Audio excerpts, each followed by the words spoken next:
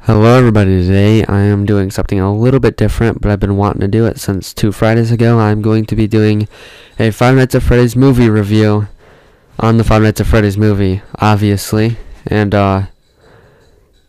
yeah, the way I've done this is a little bit goofy, but the way I did it is after watching it again.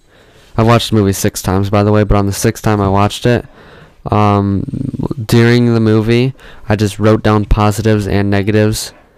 So I'm just going to talk about the positives.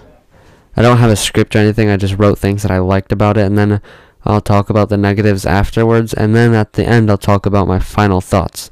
So I'm not even going to let you guys know what I feel or how I feel about the movie until after all of this, which I don't have anything written down for, by the way. That's why I said it's a little bit goofy, because I didn't write anything down for the final section.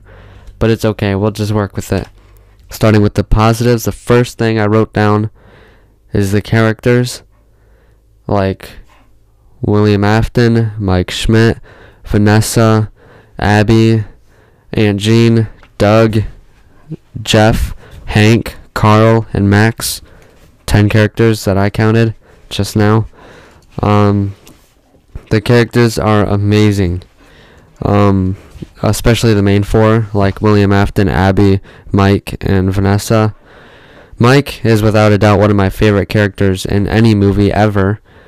Abby is really cool too, and they've nailed Vanessa completely, and William Afton is awesome considering he's played by Matthew Lillard, same guy that he also played as Stu in Scream. And he's my favorite character in that movie. So yeah, seeing him in this movie was super cool. And I almost started talking about the negatives on these characters. A little bit of a spoiler for the negatives, but I guess it's alright. So next positive is the looks of the animatronics, meaning that the entire, like, everything about the animatronics, the way they're designed is awesome. Especially Foxy. I think Foxy looks the best out of all of them. But Spring Bonnie still looks awesome too. I always call him Springtrap because he's still a little bit decayed. Even though at this point in time he wouldn't technically be Springtrap, he'd still be Spring Bonnie, even though he is quite decayed still. Just on the one side. From our view, it's our left side is all decayed. But it looks awesome. And Golden Freddy, they kind of went more towards like withered Golden Freddy, but it looks awesome. I really like it. Even though Golden Freddy's not a huge part of the movie, it doesn't take away from his looks because he looks awesome. And now the next thing I have down is the secrets and Easter eggs. And there's a lot of them. This list might take a minute to get through because I have a whole bunch of these things written down. The first one I've written down, I didn't write these in any specific order, just as I thought of them in my head. But Chica's Magic Rainbow at like that ice cream or slushy or whatever place Michael is at in the mall at the beginning of the movie. There was a thing that had Chica's Magic Rainbow on it, and then the workers had a hat with Chica's Magic Rainbow. By the way, Chica's Magic Rainbow is from Five Nights at Freddy's World, in case you don't already know that. And then the other two, they're not really secrets, but it's Matt Pat and Corey Kenshin. They're in the movie. I knew about Corey Kenshin from a trailer that I was going to do a reaction on, but I didn't, and then I really regretted that, because my reaction when I seen Corey Kenshin was awesome. So that was a little bit spoiled for me. But Matt Pat being in the movie, I gasped in the theater. It was awesome. I was so happy to see him in the movie. And even in the movie he talks about theories about like dinner being the most important part of the meal of the day. And then Doug says I think it's breakfast. But then Matt Pat says some people think that, but it's just a theory. So yeah, I really like Matt Pat's inclusion in the movie. And Corey Kenshin, he nailed it. Like, it was awesome. And then the next Easter egg I have is the alarm clock from like right after the opening scene with the security guard at the beginning, when he gets killed by Torture Freddy. But when you get like introduced into like the actual movie, I don't know how to say it, but right after the opening scene, there's an alarm clock, and it's the same alarm clock as in Five Nights at Freddy's 4. Like same sound and everything. The only difference is the one in FNAF 4 is red, the one in the movie is green. But I'm so certain that it's a reference that I wrote it down anyway. And then the next one, super obvious one still, but it's the book that Mike was reading and he took to the mall, so that guy was reading it and stuff. It said the dream theory on it. The dream theory was a super controversial theory, but it was still a theory back then, where like the first couple games were just dreams up until FNAF 4. Yeah, it was I'll say a very dumb theory, but it being referenced in the movie is super awesome. Now the next one, all I have written down is Carl the Cupcake, which you might not even have any idea what I mean by that, but I know. So basically, this one might be a little bit of a stretch, but I don't think so. 100% I think that this was intentional. But back then, like, I don't even know how long ago, it just kind of started happening. I have no idea why people started calling the cupcake this, but people just randomly started calling the cupcake that Chica holds Carl the Cupcake. So, in the movie, the first kill that Cupcake gets is that guy in the kitchen when the guys were breaking in. The guy in the kitchen got killed by Cupcake, and his name was Carl, as in Carl the Cupcake. That's got to be a reference, but if it isn't, then it's a very good coincidence, because that's insane if it is not on purpose. And then the next three are grouped together. I have Torture Freddy, Shadow Freddy, and Sparky. Torture Freddy and Shadow Freddy, a little bit more well known, because Torture Freddy is literally used in the movie, and Shadow Freddy is from Five Nights at Freddy's 2. But Sparky, if you don't know who he is, he was like one of the first hoaxes of Five Nights at Freddy's 1 back in 2015, maybe 2014, but I think it was 2015. And it was like these guys edited Sparky, the dog, in the parts and service room in Five Nights at Freddy's 1 and said that it was a secret animatronic. Yeah, so basically, you see all three of these characters, Torture Freddy, Shadow Freddy, and Sparky, in the parts and service room. Sparky is super obvious. If you know who that is at all, then you would know, because he's very blatantly obvious, and Hank gets stuffed inside of him.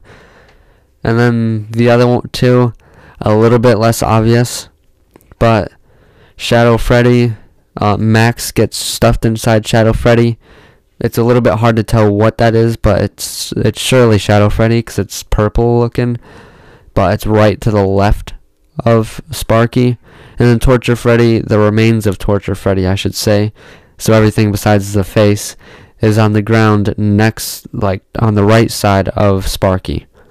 So yeah, you can see all three of those guys. I actually did not notice Shadow Freddy or Torture Freddy at all on my first like couple times I watched it, like the first 2 or 3, but then I noticed. And then the next two are like after the post-credit scene. There's the music box, which if you watch the credits you would notice this, but after the post-credit scene and the song stops playing, you can hear the I almost said global music box, but you can just hear the music box from Five Nights at Freddy's 2 that the marionette is in. And then this one is like directly after the music box stops. It's like those weird burping sound effects from Five Nights at Freddy's 2, but they spell out "Come Find Me," which, based off of the music box being played right before that, I'm sure that's referring to the marionette.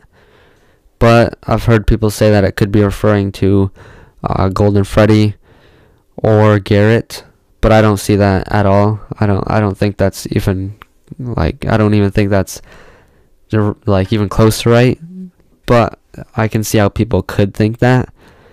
But the reason I think it's the marionette for sure is because it started the sounds right after the music box stopped. So I think it was the marionette. But now the next thing on the list, it's the final thing. I don't have anything, it's very broad. I don't have anything specific. But I have the whole final scene written down. I originally had the spring lock failure, but then I crossed it out and put the whole final scene, because the whole final scene is awesome. It's amazing. Everything about it is perfect. Almost. But what I mean by the final scene is when William Afton comes out wearing the Spring Bonnie suit and up until the very end of the movie. That entire section was awesome. Where Mike was getting beat up by William Afton, and Vanessa came in and shot him and then got stabbed, and then Abby drew a picture of Spring Bonnie killing the 5 kids, and then the animatronics turned against William Afton because they seen what he did. So then the cupcake latched onto Spring Bonnie's suit, or William Afton's suit of Spring Bonnie, and tore a piece off, and it triggered the spring locks. And then the spring lock, it was the spring lock failure from the Five Nights at Freddy's 3 cutscene, and it was awesome. It's the whole final scene. I could watch it 100 times and not get bored of it once. It's that good. It's so awesome. And then William Afton says, "I always come back" at the very end. So yeah, that's cool. But it was kind of random, the tone of his voice and the way he said it. It felt a little bit weird. But it was still cool to hear that. If you don't know what that is at all, it's in Five Nights at Freddy's, or Freddy Fazbear's Pizzeria Simulator, Fnaf 6, Scrap Trap, or Afton, when he jump scares you, he says, "I always come back." And that's a reference to that, because it was a huge meme for some reason. So yeah, that's about it for all my positives. So now we move on to the negatives, which is definitely a smaller list. I still have quite a few written down, and literally almost all of them are very small. They're just nitpicks. I had to find a bunch of nitpicks because there was nothing really bad about the movie, except for the lore. And what I mean by that is I don't know if the lore is supposed to be the same as the games, or it's supposed to be its own lore. When I first walked into the movie theater, I was like, yeah, it's going to be the same lore. In fact, I wasn't even like that. I thought it was just going to happen. I didn't even think about it. And then after I walked out, I was like, wow, we got to get our crap together. We don't know what's going on. But then I was just thinking about it, and I don't think it's even canon to the games at all. I think it has nothing to do with the games whatsoever. And that kind of sucks. It's kind of like the books in that way. I do think it still will drop hints to the games lores, just like the books. But I don't think the entirety of the movies corresponding to the games, if that makes sense. And I can definitely see how you would like that. And in fact, I've had people tell me that they like that. Me personally, I'm not a big fan of it. So yeah, let me know what you guys think of that one, because that one I've definitely had the most mixed answers from that one from other people. So the next one I have written down is about the dreams, and not specifically the dreams themselves. It's about afterwards, on the second dream or third, I think it was the second dream Mike had. He ran after Foxy, and then Foxy slashed his arm, and then he woke up, and then I talked to Vanessa because she got to the pizzeria, and then she said he had a cut on him, which is the same exact cut in the same spot from the dreams. And when I first watched the movie, I was thinking that that was the real Foxy, because right after the dream, you've seen a shadow of Foxy. Or maybe it was right before. I don't remember. Either way, there was a shadow of Foxy right before or after the dream. So I just thought that maybe Foxy slashing his arm was real. But somehow changed his dream or something like that. Something weird. But then it happened again. And to much more of an extreme matter. So basically, a much later on dream, maybe even the last dream he had of Garrett getting taken, well, it technically wasn't about Garrett getting taken, because it was about Abby getting taken, really.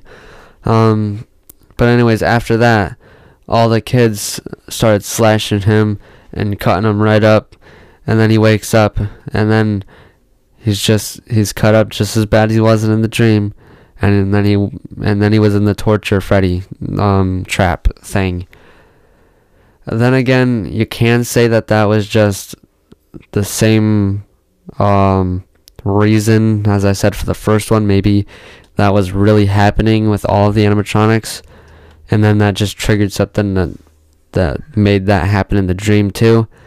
But it just seems a little bit weird to me. I don't really understand that part at all, because I feel like his dreams are supposed to, like, I don't get it. I don't even get it at all, like, whatsoever. So that negative isn't really a negative. It's more of just, I don't know what the heck is going on. Because I really don't. I don't have any clue what could possibly be going on with those dreams and how he's waking up and having the same scars. But anyways, next one is it's quite the negative to me. It's small still, but it's basically, okay, I'll say what it is. In the opening scene, you see the security guard get in the torture Freddy trap, and then he finds out that there's like a loose pin in his right arm or his right hand, so then he tries making it get loose. And then he obviously fails and dies, but then later on when Mike gets in the same trap, the torture Freddy trap, he finds the exact same solution to get out. Now, I can see how that can happen. Maybe you say the first guy just loosened it up enough to make it blatantly obvious, but it still feels like too big of a coincidence to me that both of the guys found the exact same way to escape the trap. That's just, I know it's a small thing, but it's something that I noticed right away that I did not really like. But then the next one, I'm going to skip it for now because it's the biggest one that I have. So the next one is, and I put this in small text because it's not a very big deal to me whatsoever. And in fact, the first, basically every time I've watched it, I never even really thought about it, but the lack of gore is what I have. Basically, Scott wanted the game to be PG-13, or the movie to be PG-13, so he took out all gore from the entire movie. And personally, I don't mind it that much, but it is still a little bit annoying. Like, the security guard in the opening scene, we could have seen him actually get killed by Torture Freddy. And then the spring lock failure could be a little bit more gory. But yeah, that's just a very small thing. And then the next one is the cupcake. Like the cupcake animatronic. And specifically the way it moves around. I wasn't too fond of it straight from the beginning when I seen him go through the vents at Jeff, when Jeff was in the security office. I was already a little bit iffy on that. I didn't like it very much. But then, in the final scene, this was the one thing I didn't like. Actually, no, this was before Spring Bonnie, so never mind.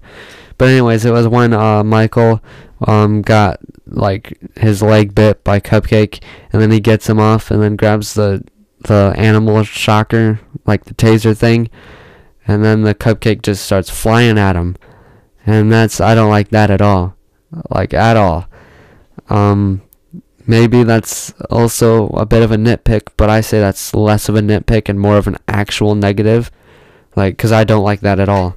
I think it's a little goofy to me. But that's just me. So the next one, again, it's a small thing. So are most of all of these. But it's the lack of characters. And there are a lot of characters, but what I mean by that is when Spring Bonnie comes out and when it comes to the reveal, nobody's shocked. Because he's the only, I forgot what his fake name was or something, but it was very blatantly obvious that the guy at the beginning of the movie was inside that costume. Because he's the only character left. Aunt Jane, Max, Hank, Jeff, and Carl, all of those people died. Unless Doug was inside that costume, but that would just be ridiculous. So yeah, what I mean by lack of characters is not so much that there were not enough characters. I just wish there were more characters that made it up until Spring Bonnie's reveal. Because that way, maybe people that don't really know the franchise and haven't kept up, they might actually be surprised with who's inside the costume. But as it is, nobody's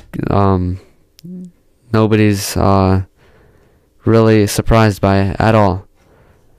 And again, that's a very small thing, because anybody that's really watching the movie just to watch it, they probably already know who's inside that costume. So it's not really a big thing. So that's all of my negatives. That's all my positives. Final thoughts. My final thoughts is that this movie is without a doubt the best movie I've ever seen in my life. I love this movie so much. It is amazing. I've watched it 6 times now, and it never gets old. My favorite movie before this was Scream, and then after I watched this right out the theaters, I was hesitant to say that this was my favorite movie ever, because I was like, at that point in time, I was just like amazed that the Fnaf movie actually came out after 8 years of waiting. So I just thought maybe I'd watch it a couple more times before I feel comfortable giving it that title. And then I watched it a couple more times, and even now, it's definitely my favorite movie ever. Just everything. Like, you can basically discard all of my negatives, because when I'm watching the movie, I barely even notice them, except the dream thing, and then the cupcake. Even the lore, I don't even care. I really don't, because when I'm watching the movie, I don't even think about it. I just think about the fact that I'm watching a Five Nights at Freddy's movie. And I just thought of a positive that I just thought I'd add in right now. The opening credits music. It's awesome, and the opening credits style or something. It looks like the mini games from Five Nights at Freddy's 2. And it looks awesome. If you don't know what it is or what's going on there, it's just William Afton taking the 5 kids. But it's awesome. So I just thought I'd throw that in there really quickly. So yeah, that's my thoughts on the Five Nights at Freddy's movie. Let me know your guys' thoughts in the comments below. And for those of you who have stayed this long, I'll share something. It's very annoying, but also a little bit funny to other people, not me. I'm not happy with it at all. But I went to go edit my Five Nights at Freddy or Freddy in Space 3 video, the final episode. I did the final 2 levels. And then I went to go edit it, and I realized I was muted the entire way through. And it was such a good video too. Like, I know I'm not going to upload it, probably, but just let me know what you guys want me to do about that. If I should just toss it and just kind of forget about even showcasing the final 2 levels, or you think I should just post it, or you think I should just re-record it. Obviously, it wouldn't be my initial thoughts, but at least it would be on the channel with commentary. Just let me know what you guys think I should do about that. So yeah, that'll be the end of this video. Leave a like if you enjoyed. Comment your thoughts and feelings on the Five Nights at Freddy's movie. Subscribe if you have not. I suck at outros. Goodbye.